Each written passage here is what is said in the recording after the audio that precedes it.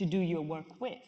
So you are left with what you see on social media or some dealt with was also skills, because the media space became what it was and what it is after the post 9/11, after the massive investment in the media sector. And many young people joined the profession. They were trained, but the training was not on that level that was needed for the sort of stories that we were covering in the country. And when I say the sort of stories, those are heavy subjects, security, death, destruction, constantly.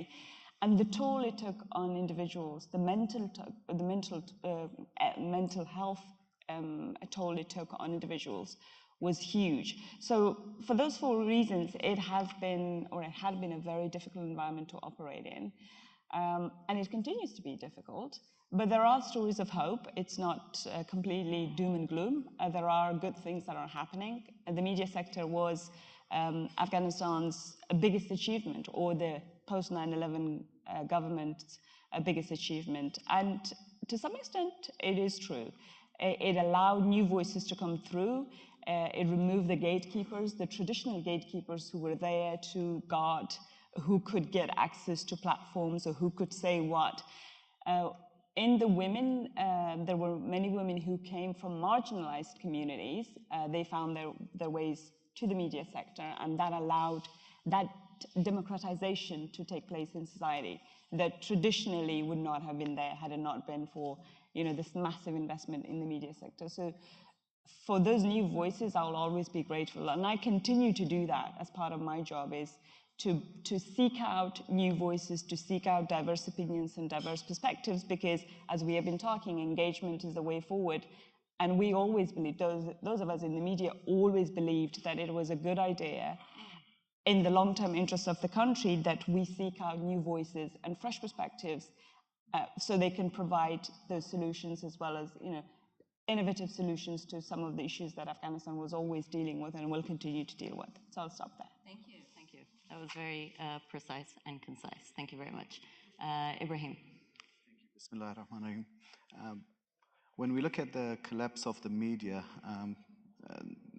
there are various factors, but let me point to a couple of the trends.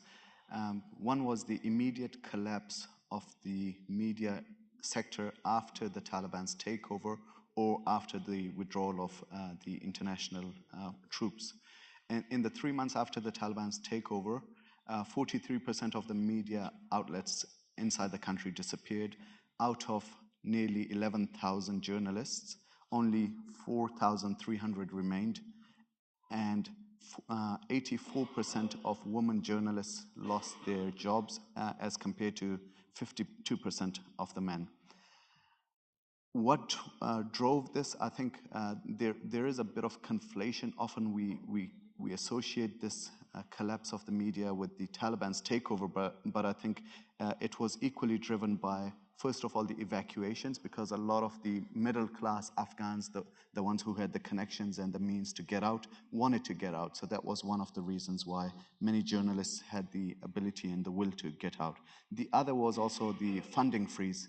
With the Taliban in power, the aid that was trickling into Afghanistan was suddenly stopped, and Afghanistan began to face sanctions which were designed to be applied specifically to groups or movements such as the Taliban, but now were imposed on the entire country.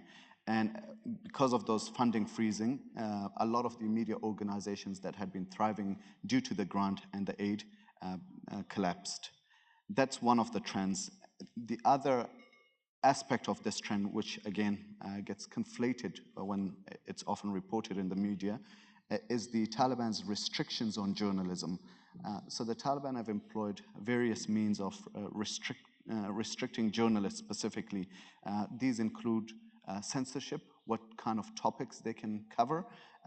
Again, it's not to say that there weren't taboo topics in the previous Republican era. There were, but within the Taliban, I think the scope has expanded to cover a lot more areas.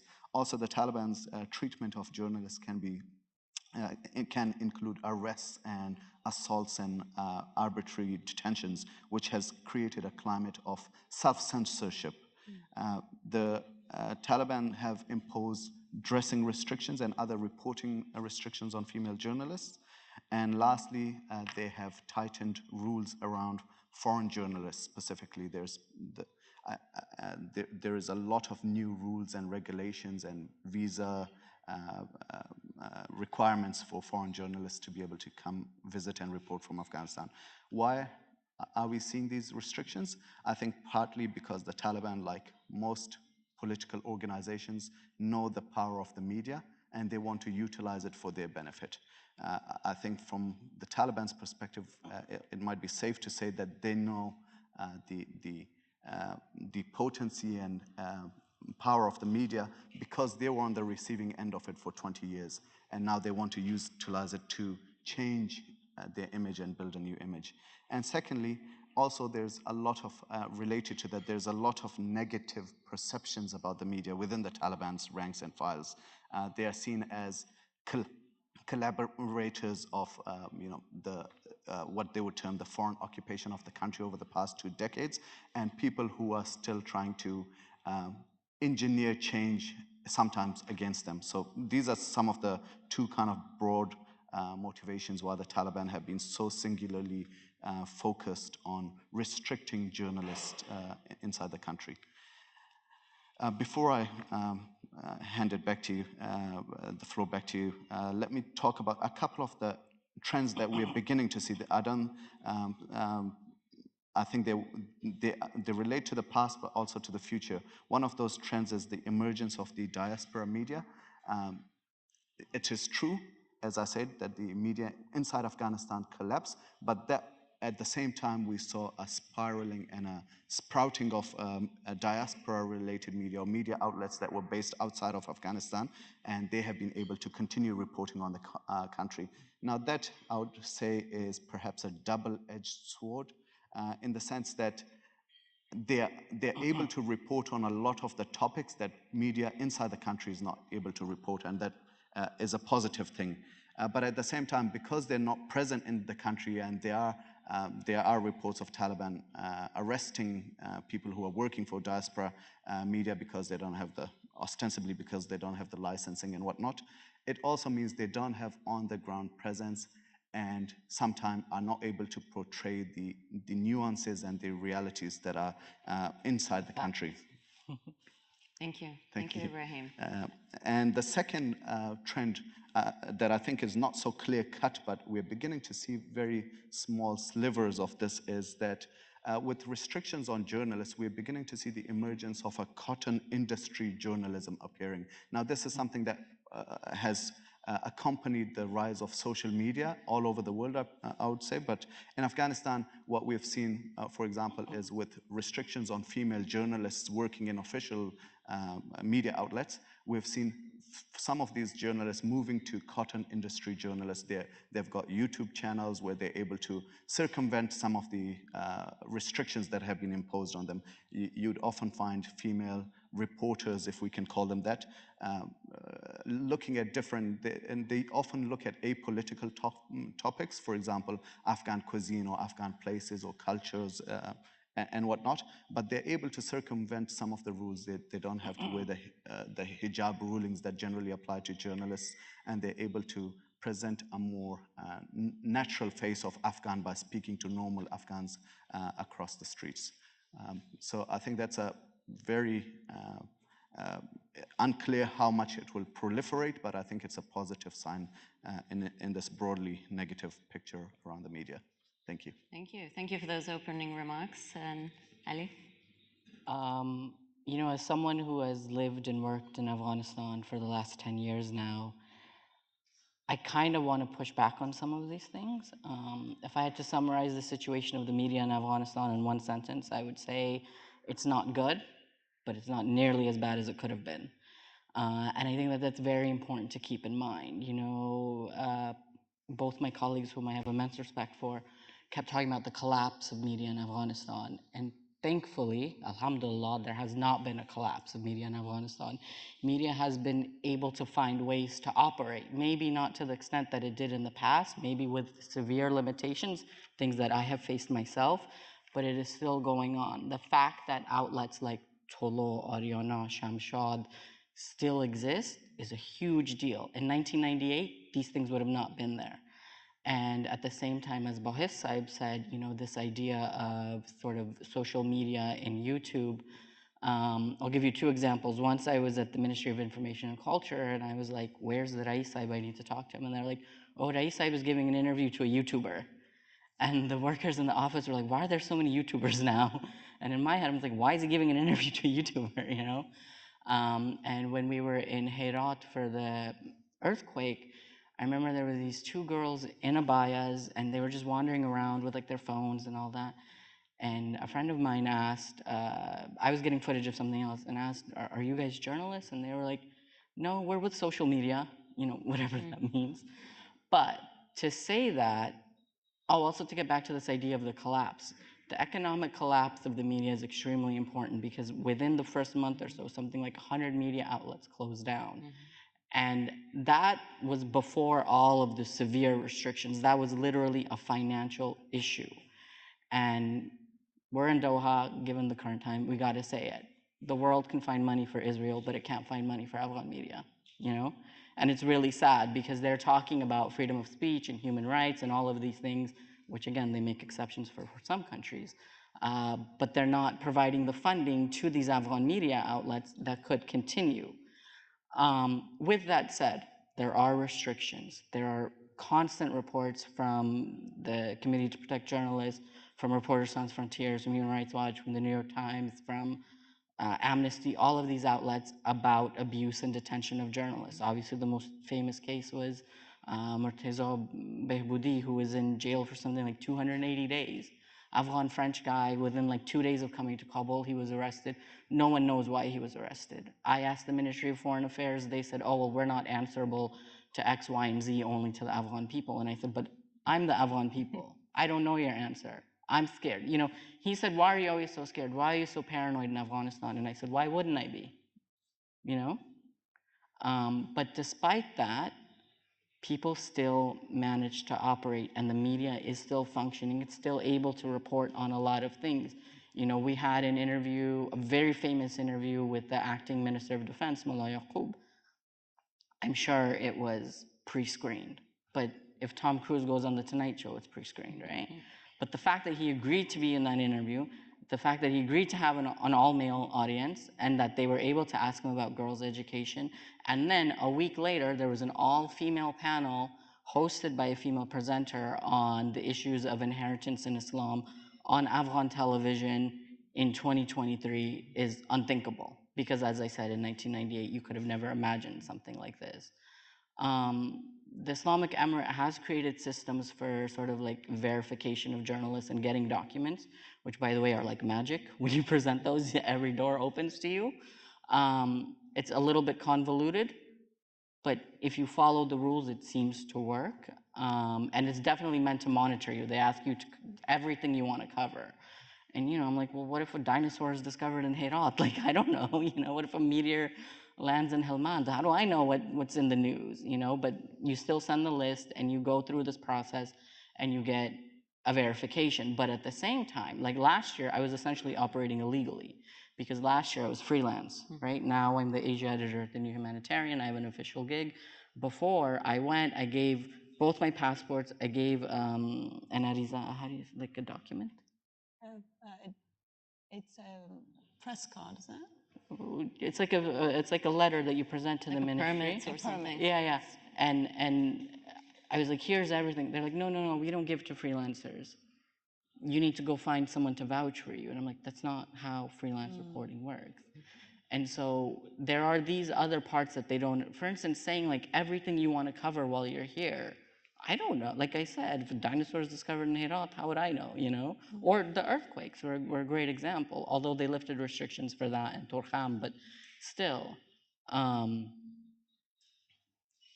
So yeah, I think it's possible, and that's very important to keep in mind, because I think so many times we say everything is shut off in Afghanistan, right?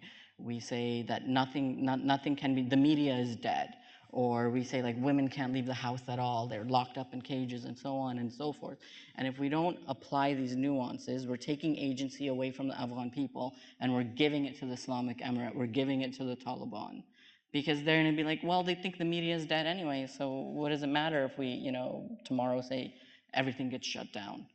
And it also makes light of the work and sacrifices of men and women who continue to try and keep the Afghan media alive. I think that's fascinating to be in a situation where you actually have to predict the news, right? You know, to be able to cover the news.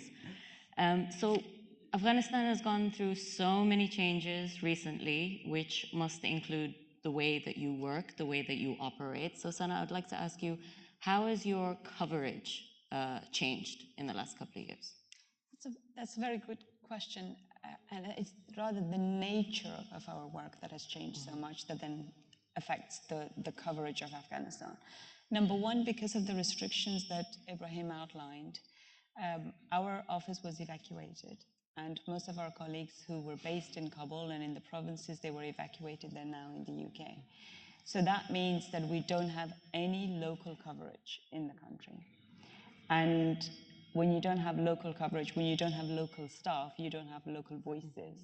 When you don't have local voices, you're left with whatever we can come up from the outside. And it's that, in the previous discussion it was discussed, it's that outside view that we talk about, and we try and report on what we hear from the outside. And that has limitations and it has implications for people inside Afghanistan. That's one. My program is slightly different because our mandate was always to bring the world to Afghanistan. It was world stories taken to Afghan viewers, and it was a mostly international focused program, and it works and it worked, but other media organizations were covering Afghanistan, Afghan stories for Afghans, so that is number one. Second, you have even agencies, international agencies operating inside Afghanistan have now left completely.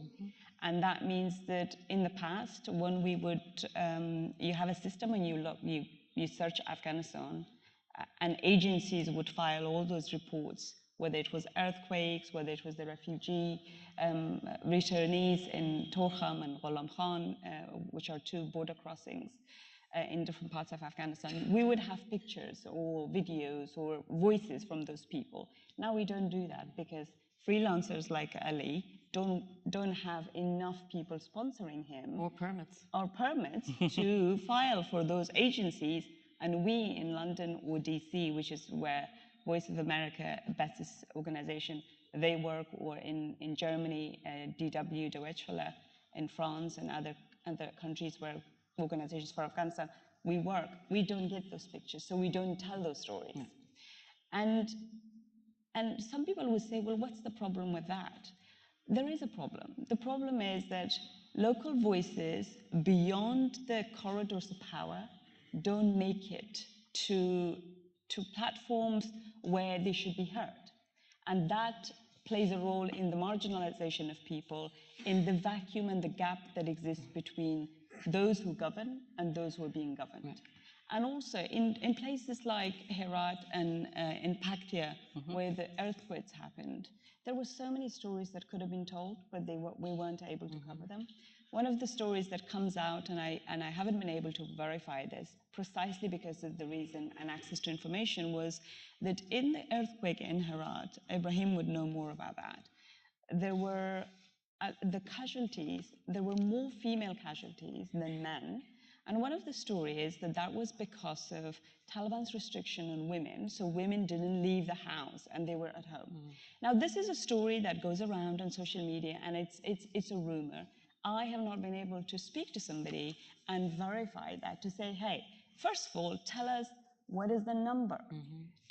Can our team go and assess for ourselves to see how it, like, what went there, what happened, so we could ask those questions, we could hear from people, and then you are left with these rumors, and these rumors circulate, they're reinforced, they're quoted, they're brought on platforms like this, and it becomes, as I mentioned them, right? So there are people who just take these rumors as facts. So the dangers then for everybody, it's this absence of information and credible information. And another impact of that is the proliferation of, or the spreading of fake news and fake stories. Misinformation and disinformation has been used in the past, and it still is an issue. So you have a lot of misinformed content that makes round, and people make decisions on the basis of those information, and it makes it to outsiders who don't know anything about Afghanistan. We're actually going to get to that in our next round. Ali's going to be talking a lot more about fake news. About the Herat earthquake thing. Go ahead. This is again the problem of not understanding the context and the situation. If you look at where I was there. If you look at where the biggest victims of the earthquake were, it was not the city of Herat. It was in the villages 2 hours, 1 hour along long dirt paths in mud homes. Those women were not accountants. Those women were not working in offices. They could barely get to the city. So again, that's why I think it's so important to have accurate on-the-ground information, because obviously anybody who knows anything about Afghanistan knows that the women of Zindajan were likely not going to an office during the day. They were at home because the men were in the field, and they had to take care of the house. Great, thank you. So in my introductory jitters, I forgot to tell everyone that there's a QR code on your table for questions. So if you would like to send us some questions, I'll be fielding the questions on my iPad here. So please go ahead and ask your questions through the QR code.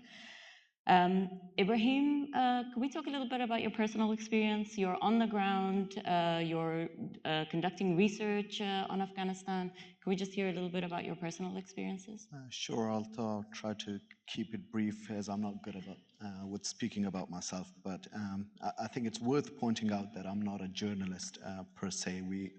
Crisis Group is a registered NGO inside Afghanistan, and that means we're subjected to a different legal framework, and that has, I suppose, it's good and bad. We don't have the magic card which opens a lot of doors that some journalists do, but at the same time, our perceptions, there are more positive perceptions, I would say, towards analysts in some ways. Part of that's because we don't have to chase the story, which, let's face it, negative media,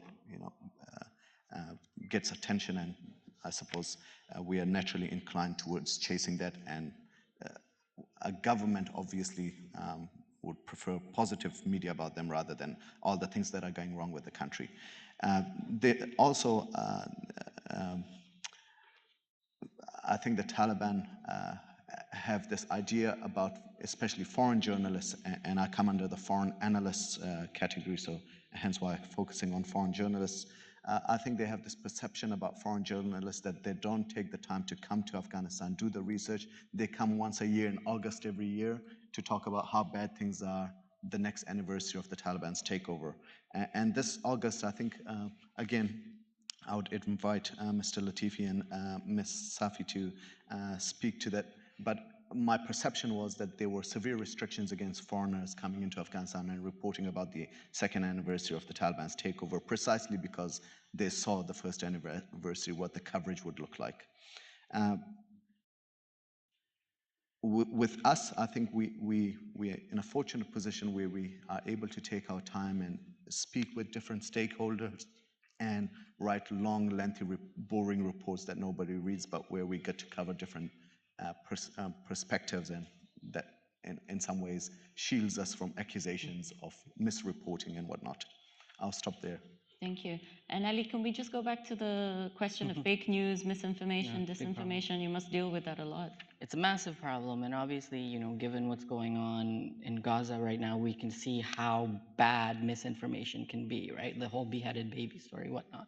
But in Afghanistan, it's also a huge issue, right? For instance, this thing about the Herat earthquake women, which I'm not trying to discredit Khanum Safi because I have immense respect for her. I'm just saying the fact that this did take off and other people told me about it. I'm like, think about it logically, And then you also have CNN, the New York Times, Washington Post, Foreign Policy have all reported things that either had to be completely retracted, seemed staged, or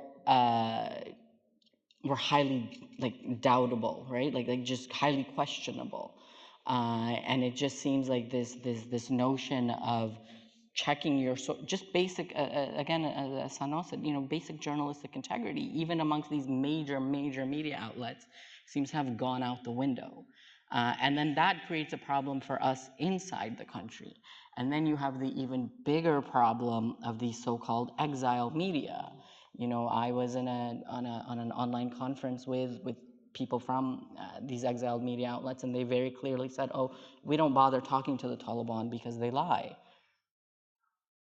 The US lies, the Israelis lie, a lot of places lie. But your job as a journalist, I didn't like talking to the Republic. If I could avoid it, I would. I would find their quote on the AP or something and take that. But if I had to talk to them, I would talk to them. Or I would say they didn't talk to me. Same thing with the Emirate, because there is no choice. This is what you have to do. But it's gotten to the point where we have media outlets that have claimed that people are dead who are still alive. Claim that, they did a report on the Taliban leadership on the 2nd anniversary. They got people's names wrong. They got people's provinces wrong. They got people's ethnicities wrong. Very basic fact checking. You have the head of one of these exiled media outlets openly saying something on Twitter along the lines of, oh, you can't speak Dari in the airport in Kabul. You can only speak Pashto. Just with no, he hasn't been there in 4 or 5 years. If that were true, I couldn't travel through the airport because my Pashto sucks. It doesn't make any sense. And my thing is, the situation is bad. I'm not saying it's good at all. I can give you a million reasons why it's bad. So why do we have to exaggerate and make things up that have no relevance, that have no accuracy to them? And you prided yourself, again, as Hano said, the biggest achievement of the occupation was the advancement of Afghan media. I am the grandson of a famous writer in Afghanistan. Journalism is in my family's blood. His brother was a famous journalist. His nephew was a filmmaker, a director. So this is very important to me. And I do not understand why these outlets, now run by some of the most well-known young Afghan journalists in the country, have decided to put out that, look, I'm not happy with the Islamic Emirate, I'm not happy with the Taliban, but I don't want to, sacrifice my journalistic integrity. Because the only thing I have for the end of time is my name. And I may not like them, I may be upset at them. Believe me, I argue with them all the time. I was wrongfully arrested by them, but still, to me, it's more important to get accurate information out of my country than to get back at them. And I understand it's very painful. In September 2021, I had to come to Doha and then Istanbul for a while, and I was out of the country for 6-7 months, and it was the worst experience of my life. And I didn't know if I could go back. I took the risk. I went back, and alhamdulillah, so far I'm alive. But,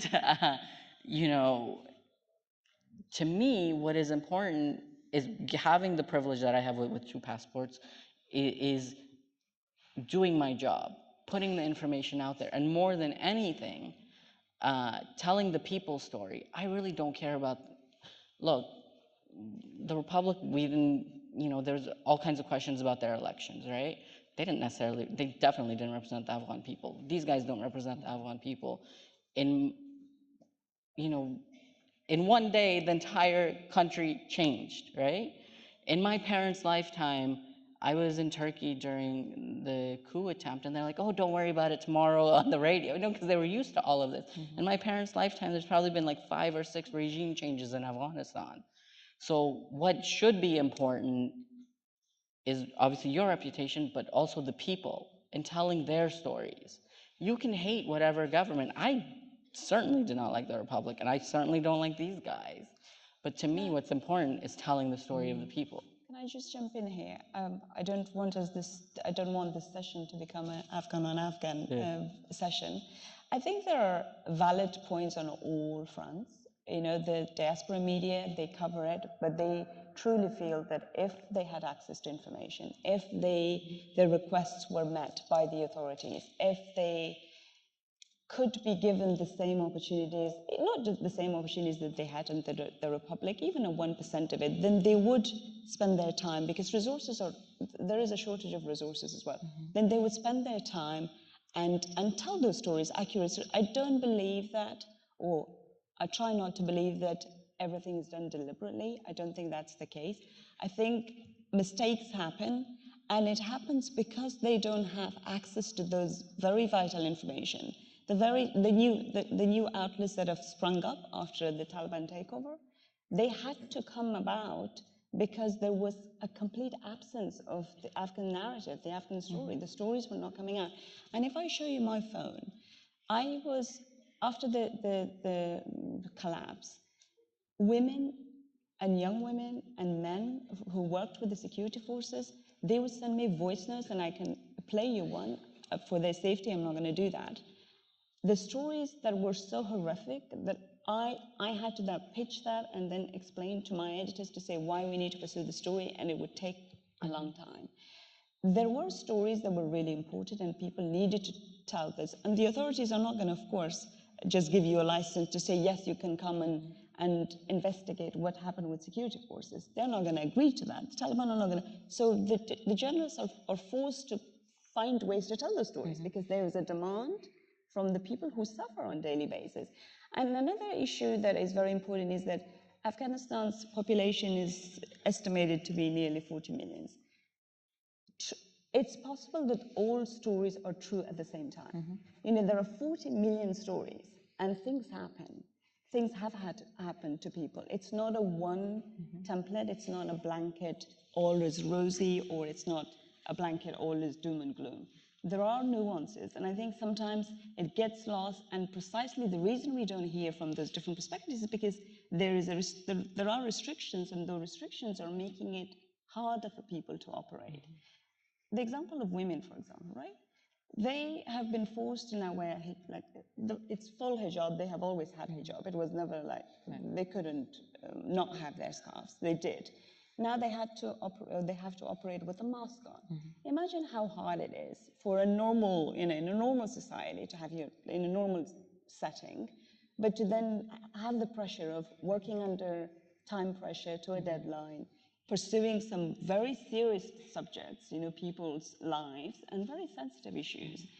And then also on top of that, deal with the sort of requirements the Taliban now demand. It is difficult, but as I said, there are 40 million stories, and we don't have enough manpower, we don't have enough resources to tell those stories. And what could happen, what should happen, is that space be slightly more expanded so those new voices can come through, and it will work for both sides. It will work for the current authorities as well. But again, I'm talking about basic fact, people's names, where they're from, their ethnicity. Like, these are things you can check, right?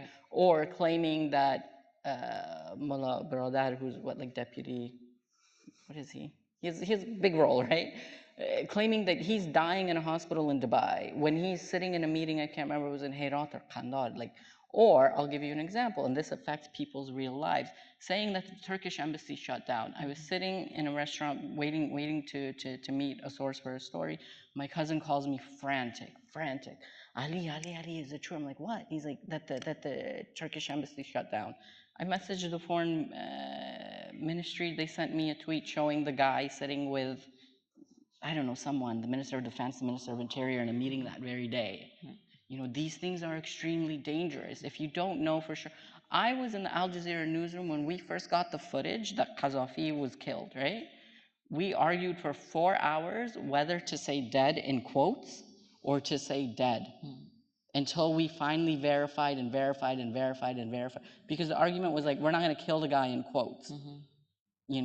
These are very important basic practices of journalism, and you have even more responsibility now because there are people inside the country who are affected by this, who will face depression because of this, who will change the way they operate their lives because of this. So it's very important that you get your facts straight. You are being funded by foreign governments. They're giving you money to do your job as a journalist. You damn well better do it as well as you can. So absolutely. And the talk of getting your facts straight is your research as well. So the International Crisis Group is publishing or will publish soon a full report on the Taliban's regional engagement. Can you tell us a little bit about how you did the research and some of the content? Sure.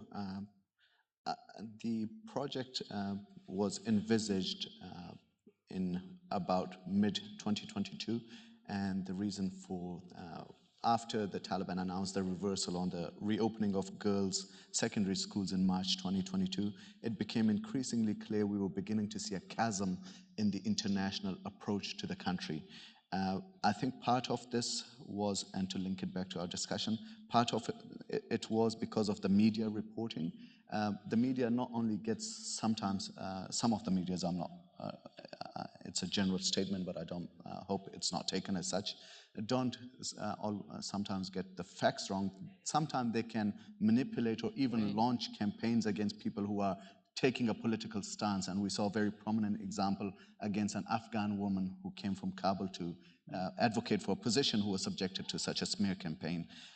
But what's happening, especially with the English language media reporting, it seems to be limiting space for diplomacy, at least contributing to this chasm where we are seeing regional countries who are in fits and starts, but committed to the idea of continuing to try to engage with the authorities to see how things go. And then we have many Western countries who are increasingly finding it difficult to practically engage, partly because of the Taliban's behavior, understandably, but also partly because the entire domestic constituency is beginning to form this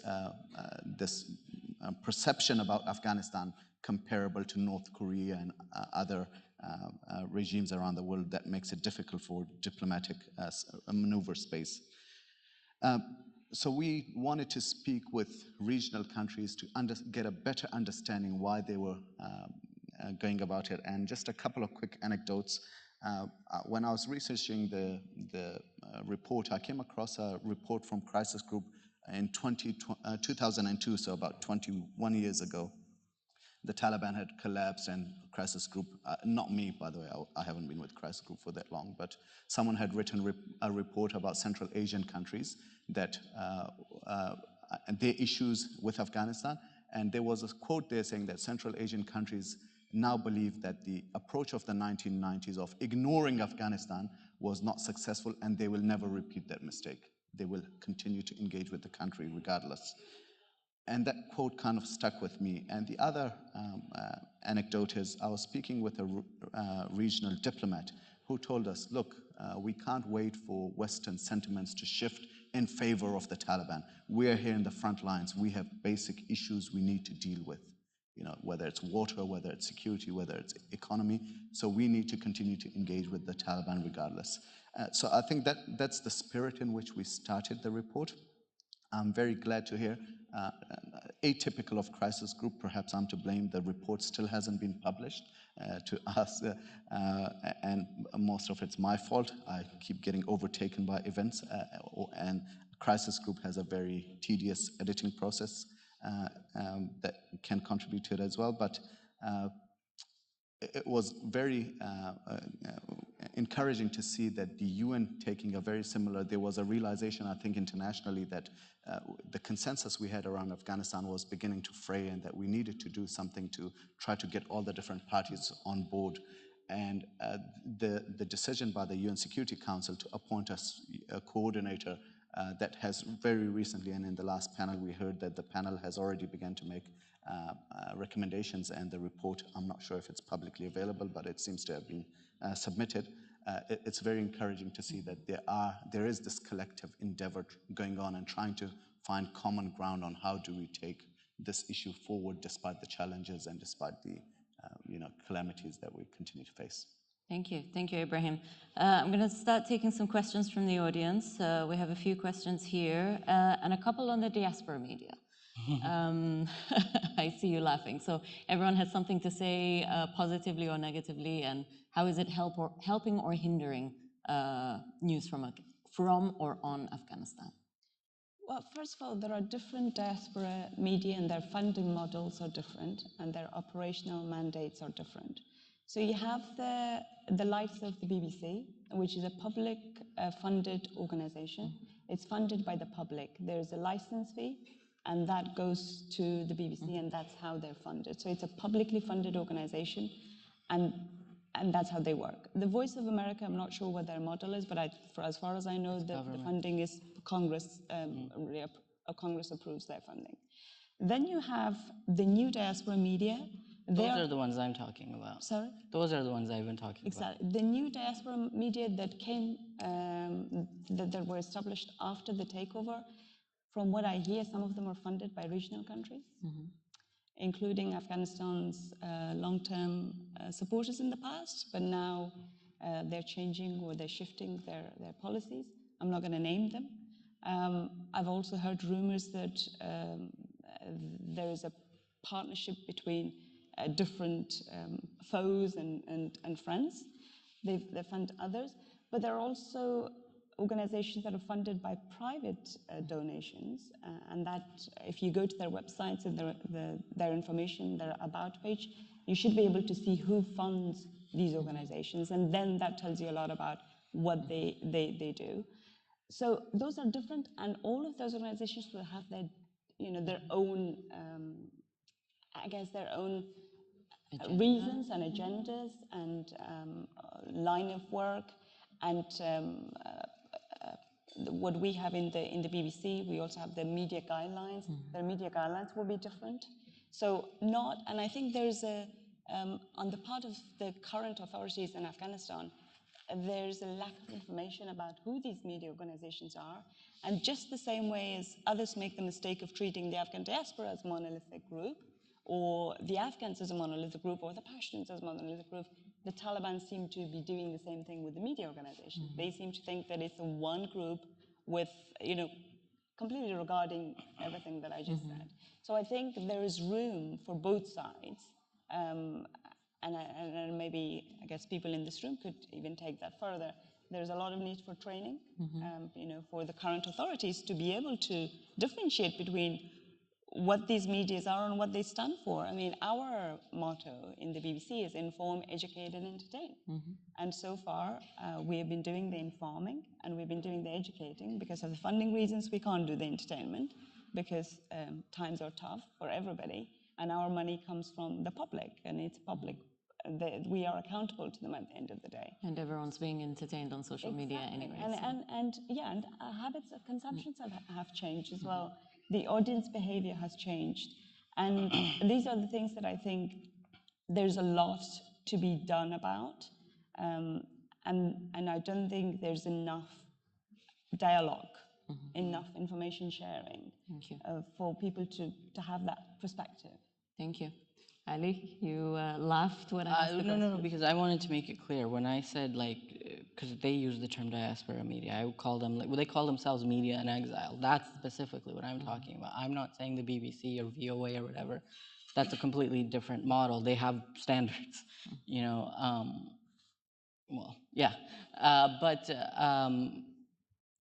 right. So this is the thing, is that unfortunately, even with all of the advances the media really has made in the last 20 years, whoever has been in charge, they do see the media as a monolith. The Republic definitely saw the media as a monolith. If the New York Times wrote something that they didn't like, they would take it out on everybody. Do you know how many times they said, we need to shut down Tolo?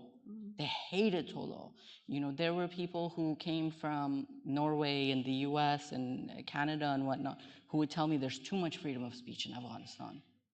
They would literally tell me that. One of them, he worked for the national broadcaster, he came from Norway. He's like, oh, in the United States, you can't make fun of the president. I'm like, wait, what? I grew up there.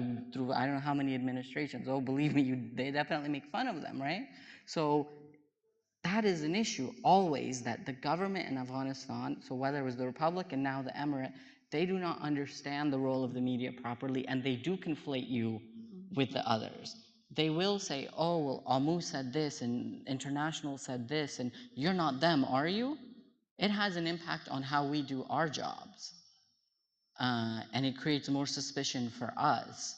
So that's again why I'm saying the accuracy is very, very important. You know, like I said, we literally said we don't want to kill Qaddafi in quotes.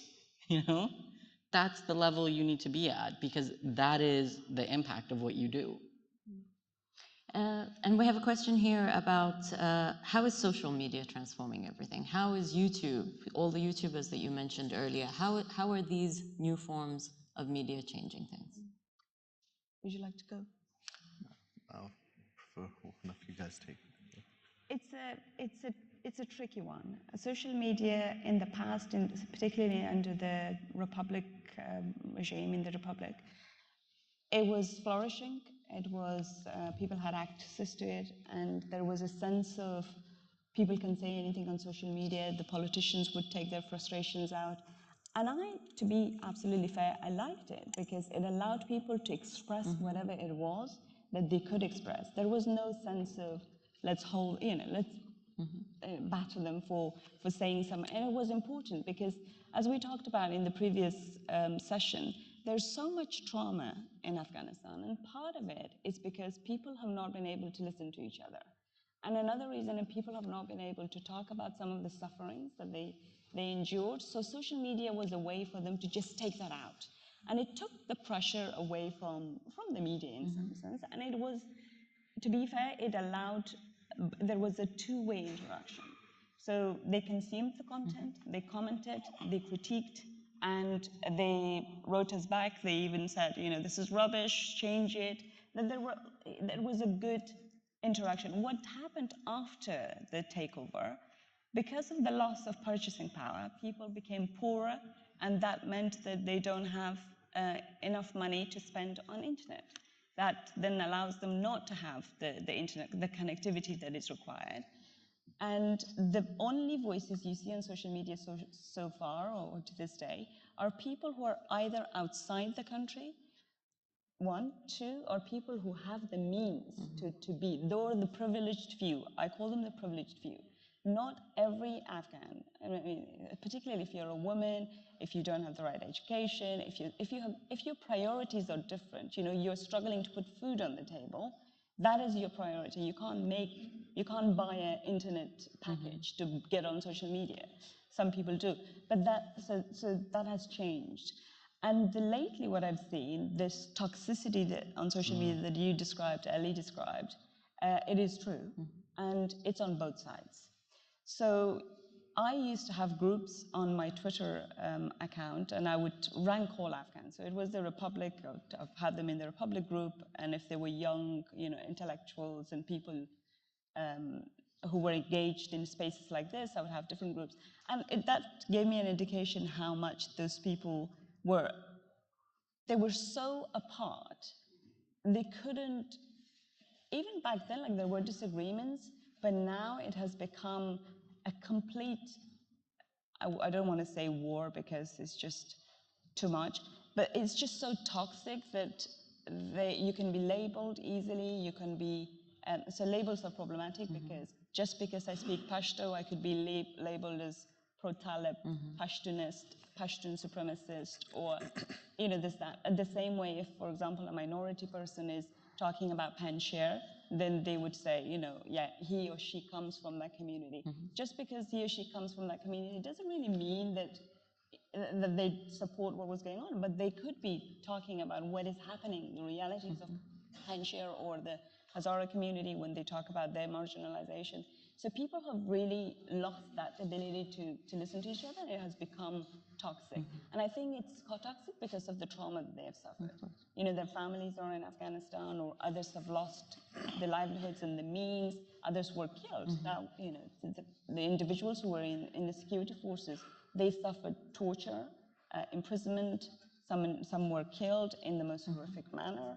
And those are, and I think it's understandable for people to react in ways that you don't expect. So currently, social media is very toxic. And another thing that doesn't help, I think, is the algorithm change on Twitter. Now, I barely go to Twitter when I do, because it's, ever since Elon Musk has taken over, it has completely changed it. On Instagram, Instagram is slightly safer than it used to be, but the majority of Afghans, I would say, they're on Facebook because it's the most accessible medium for them. And a smaller community is now on YouTube as well. They produce long form. The YouTubing community in the country that is still there. So yeah, So the YouTube community in Afghanistan is strong? I think the social media community in Afghanistan is still strong, actually. It has become toxic in that way, but like Twitter has been toxic since basically it's existed since, probably the last 10 years. And again, during the former government, it was highly toxic. They love to weaponize social media. I don't know, because like I said, like when we were in Herat, I saw, for instance, like those girls who said we're with social media. I don't know what that really meant, but them. And then a friend of mine, Imran Wadan, you should all follow him on Instagram, on YouTube. He goes across the country, he shows different provinces, he takes drone shots. Him and his friends spent a week. They drove all the way to Herat, helped, did everything. TikTok is massive, even though it's technically banned. Everybody in Afghanistan knows what a VPN is now. All of a sudden, everybody knows what a VPN is now because they are all constantly on TikTok. And on TikTok, you have everything from like young boys and girls who, it's so strange, despite the ban, they still get endorsement deals from the major telecom providers and banks and cell phone companies and such, right? To someone like General Mubin, who is, I guess, a Talib or a Talib supporter, who makes like these funny videos that everybody still follows no matter what. So you get the spectrum. And there are these weird sort of like social media TikTok stars within Afghanistan and also abroad. So I do think, again, it's good that it hasn't gone away, it hasn't collapsed. You see young girls going into like, obviously there's the ones with money, going into restaurants and stores and such, and like taking pictures and having like these little photo shoots and such. And that's actually what makes me happy, because I feel like there is this sort of, TikTok has, it's bridged all ages in Afghanistan now, but something like Instagram, like it really is very youth focused, and it shows, the fact that they still use it, the fact that they're still into it, the fact that they still make some kind of an effort to put content out there. So no, I don't think it's gone away at all. I think, and the thing is, we know that for most people, I mean, now for most people in Afghanistan, it used to be the internet was Facebook, now it's TikTok, and people will, they'll spend 50 Afghanis and only activate a couple hundred megabytes just so that they can keep that going. Because it's one of the few pleasures, right? Like families are not legally allowed to go together to a park anymore, right? You can go out to eat, but how much money does the average family have? They go, but you can only go so much. There really isn't much social activity in Afghanistan, unfortunately, that was never developed over the last 20 years. So the one thing that people can do is basically sit on their phones and create content for their phones. So luckily, I feel like that's still alive. As it is everywhere in the world, I'm sure. We have a question here about ethnically biased media. Is there anything that you can say about how it's, what kind of reporting is happening and what are the consequences? I think it's important to understand that we all have biases. All of us, regardless of which ethnicity we come from, we have biases. And it comes out in different ways. If you don't if you don't check yourself and double check yourself and triple check yourself, it can come out.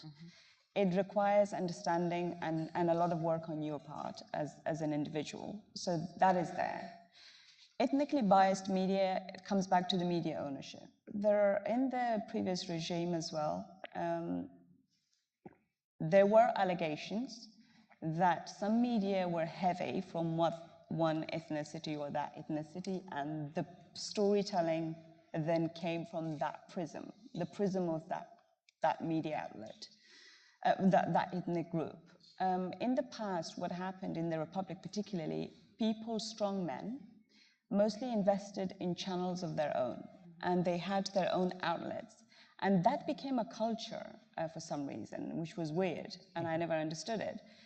what meant was they would have their own TV channel, and then they would put their own view across, and they would also have a few other individuals, mostly young people, and then those who were watching or consuming the content, they automatically assumed that, oh, so and so in the north of the country, that strong person in the north of the country has his own channel, so this must be the views of that ethnic group. And I think it may be just because people didn't have enough understanding that there was a difference between the individual and his wider ethnic group. Because again, as we talked about this, even in the same ethnicity, as I speak Pashtun and I'm Pashtun, and so I would say Ibraheem and I don't agree on many things, I'm sure. We come from the same group, but we do not agree on a lot of things. And it's the same with other ethnic groups. You know, there's so much diversity. If you are, no two Afghans agree on major themes. So it's difficult to answer the question. Yes, there are biases, I wouldn't deny that. Do I say that it's systematically ethnic funded by one ethnicity to bash the other ethnicity? I think it's a little sophisticated, so just that's happening. It's a little sophisticated for Afghanistan. I think things happen. Again, I don't believe that intentionally people are doing harm, but there will be individuals who do that. But then it's like any society. There is an opportunity and people will exploit it. You know, they'll exploit it because they think that is in their advantage. So I don't know if that answers the questions or not, but I'll stop there. Does anyone want to take up the question? Sure. It's related to the question, but let me add my own clarification when we were talking about diaspora media. In a sense, all three of us represent diaspora media institutions. So I think the point, the clarification was much welcome that we're talking about media that propped up after the Taliban's collapse and that were partly driven by the trauma the deep trauma that Ms. Safi mentioned for many of these individuals who were in Afghanistan for 20 years and suddenly overnight their world was turned upside down and they had to go overseas, and some of them have been part of this new industry. Which comes back to the question that was raised in terms of ethnically biased media. Afghanistan has gone through nearly 5 decades of trauma, and there is a lot of political differences. Afghanistan has seen almost 6 regime changes or perhaps more in the span of these decades. And I think it has left a collective mark in terms of how do we negotiate our political differences with each other. I think the concept that we see in some countries, for example, where public servants are able to continue to do their duty and keep their personal political opinions aside as performing their official duties, that's something that we need to instill in all the media, but also particularly in the diaspora media, where you can have political differences, as Mr. Latifi pointed out, with the regime, you know, and you, whether you want to overthrow it or you want to change in its policies or whatever. But when you're reporting as a journalist, you need to have those ethical standards and journalistic methodologies at the forefront of your mind. Thank you very much. If you have nothing to add to that, then I'll ask a question now about, so someone asked, for people outside of Afghanistan who want to know what's going on inside Afghanistan, what do you suggest to those people to get accurate information? What is the most accurate sources that they can look at? Me? Yes. No, that was my answer. Oh, you. You mean freelance? Ali Latifi, everyone. You know, I think with any media, obviously not just, I'm kidding, not just a single source, right? As many sources, and look at the biases within them. Look at what adds up and what doesn't, you know? Again, with the Herat story is a great example. To all of us here who are from Afghanistan, who know Afghanistan, that story doesn't make any sense, right? Because if you just understand the geography of the situation, you're like, it doesn't make sense, you know? Or like, so I think that that's the most important thing. One, making yourself media literate and understanding that just like there is bias in reporting on Gaza and Israel or the United States or whatever, there's bias in reporting in Afghanistan, and that's not just on the Afghan side, on the Western side too. You know, so long we hear terms like hardline extremist or male-dominated society, as if the United States is not a male-dominated society, you know, or ultra-conservative or Islamist, which people don't even know what that means, so on and so forth, right? So I think if you can educate yourself and look for sort of these implicit or explicit, in some cases, biases within it, and try and like differentiate between that. There is no one source, but I just think in general, as a consumer of media, especially in the age of social media, the more you can make yourself discerning and look at different sources of information and question the things that they say. Again, like, you know, this idea of like, because it's in the news right now, when people come and talk about Palestine, they're like, you condemn Hamas, you know, like, why do you automatically need to say that? You know, and it's the same thing with Afghanistan. Do you condemn the Taliban? Like, that has nothing to do with me. You know, I'm here to talk about something else. So I think that that's the first step. And if someone is asking that question, I think that that shows that they understand that there can be really problematic reporting, and that's the initial step. I know, Ali, you spoke a little bit earlier about being detained at some point. Has anyone else experienced, we have a question, any of the panel members feared for their life or been in imminent danger while reporting? Just you, Ali? I mean, look, like, the truth is, first of all, reporting in Afghanistan, I'm sure even in the past, Sano felt this way. You never knew when a bomb would go off. You never knew when you'd drive over a landmine. You never knew when you would cross a checkpoint back when the Taliban were in armed opposition and were the main issue for insecurity on the roads. You know, now that they love to claim, like, oh, the roads are secure. I wonder why. That was an issue, and absolutely, like I said, like last year I was operating without a permit. I only dared to go to the two provinces closest to Kabul, Logar and Parwan, and even then, I went very quickly and came back, went with friends, you know, tried to be as low-key as possible and just hope. And even to this day, just because I have a piece of paper doesn't mean that they couldn't have an issue with something that I say one day and make up. Again, I still to this day do not know why Murtaza Behboudi was arrested. He was arrested for something like 285 days. Nobody in this country knows why he was arrested. So that fear is always there, and that fear doesn't go away. And as much as I say, like, things are operating, that's not to discount that that fear absolutely 100% exists and is possible. Yeah. And Ibrahim, do you get these clear red lines about what you can and cannot research? No, not at all. I mean, what I've seen in the reporting space is when you make a claim that is controversial or disagreeable to the Taliban, they want you to prove it in one sense or another.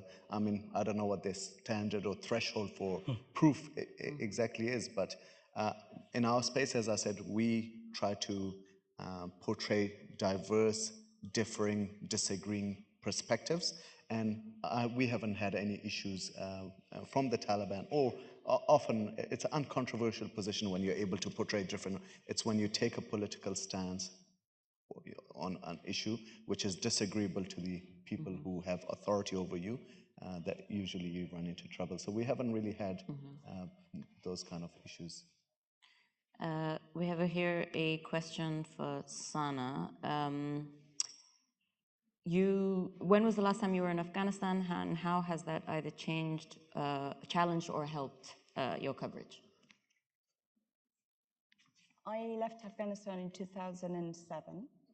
I was working with a local media radio TV station in Jalalabad, and that's how I went to the UK as part of my work, and then I got a job with the BBC, so I went to the UK. And then the first time I went back to Afghanistan was in 2014. It was for a report about corruption. It's still available. Corruption.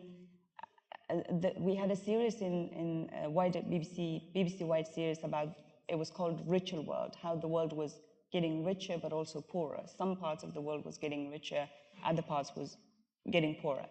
And I did a story about Afghanistan's 9/11 millionaires, and we don't have a billionaire, millionaires, how individuals who made money after the war And the war created an economy, and there were some people who did really well. And I went to Dubai, and I went to Afghanistan. And the story I did was, we looked at the different communities, how Afghans were getting poorer by the day, and yet there were villas being bought right, left, and center by the Afghan warlords. I was told in Dubai that 25% of the Palm Jumeirah properties there were owned by Afghan warlords.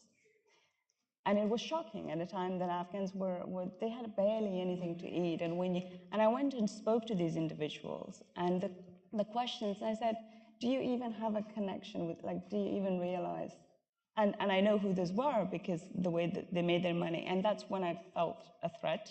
I had to leave Afghanistan soon after that because individuals, I was told by one of the colleagues I was working with, he said, you know, this is a mafia, it's a syndicate, leave as soon as you can. There's people, as soon as they realize that there is anybody asking questions about somebody's wealth, it can be problematic, so leave.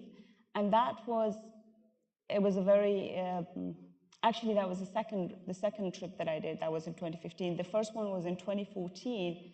I interviewed the wife of President Ashraf Ghani, Rola Ghani. At that time, there was so much hope and so much aspiration that there was a new woman. She was she was fully foreigner, foreign blood, and she would come in and help. So there was a lot of positive hope, and we did a story about that. And also, it was an incredibly new story because there was an Afghan man, a Muslim man in the presidential palace for the first time. In decades, he thanked his wife in his inauguration speech. There was a lot of tolerance and respect and all that, so I thought that was a really good story. So I spoke to Rola, and I spoke to her brothers in Lebanon and her family. We did a profile piece about her that was well received. So the second trip was in 2015, which was about corruption. The third one was in 2016, and I reported about women in security, in the security force, the National Intelligence Agency, as well as on the front line. And the story was how there was a drive to recruit more female officers. That will help, you know, with other issues that they had at that time. But also about midwives. At that time, the figure that I found, there were only 3,000 midwives for the entire Afghanistan. And that figure shocked me, and that still stays with me. I went to the Malala hospital, and I saw how things were. It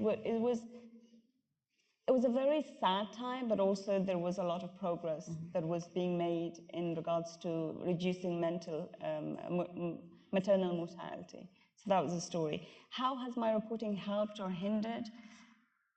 I would say what helped me the most was when I went to the UK. I was on my own, but also I was the decision I made at that time. My mother, in fact, when I went to the UK, I felt the community there was slightly more conservative than I was. And I called my mother and I said, you know, I was living under the Taliban. I went to under the Taliban in the 90s. Yet people here are slightly different. And my mother gave me the number one advice that I will never forget, and I will always be grateful.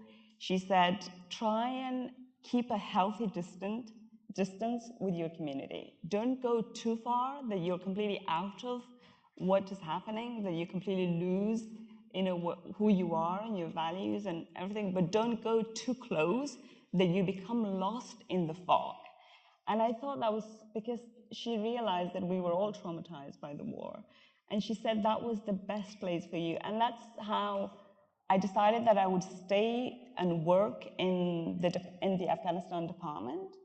But in terms of my own, that healthy distance would always be there. And that really helped. In terms of going back to Afghanistan, it does help to see things from your own perspective. Like the 3 trips I did was where there was corruption or maternal health or women in the police force. That really helped me to see that there was a gradual and healthy and also problematic progress. The progress was uneven because the people I was speaking to, or the Afghans who would come to the UK and I would speak to them, they would say, you know, everything is fine. You know, you come to Kabul. Kabul is like Europe. And then I would tell the same guys, and I would say, I know, I'm aware of the parties. I'm aware of the best times you guys are having. I'm aware of, you know, but I'm also aware of what is happening in Helmand. I'm also aware of what's happening in Ghazni or in Tahar or in Ghor, where women were flogged during the Republic. Women were stoned to death under not in the Taliban regime, but in the government. And they would say, yes, but we can't get to war. You know, it's such a lawless place. And then I would say, so why is that lawlessness? You know, so I think it, and also another thing that happened with that really healthy distance was the Afghans were trusting me. To this day, I can go, and I can confidently say this, I can speak to anybody. They would trust me because they know that somebody comes from a background who was not part of the whole bubble. She understands enough that I don't sound silly when I talk to her about these issues because she's one of us. But she's not too involved to be able to judge me in a and sense to see that it with a would be new too. perspective as well. I really don't want to cut you off, Sana, because I could listen to you all day, but we are out of time. Thank you all, audience members, for your really excellent questions. And if I could take one quote out of today, and that came from you, Sana, which is, there are 40 million stories out of Afghanistan, and today you've listened to 3. So thank you very much.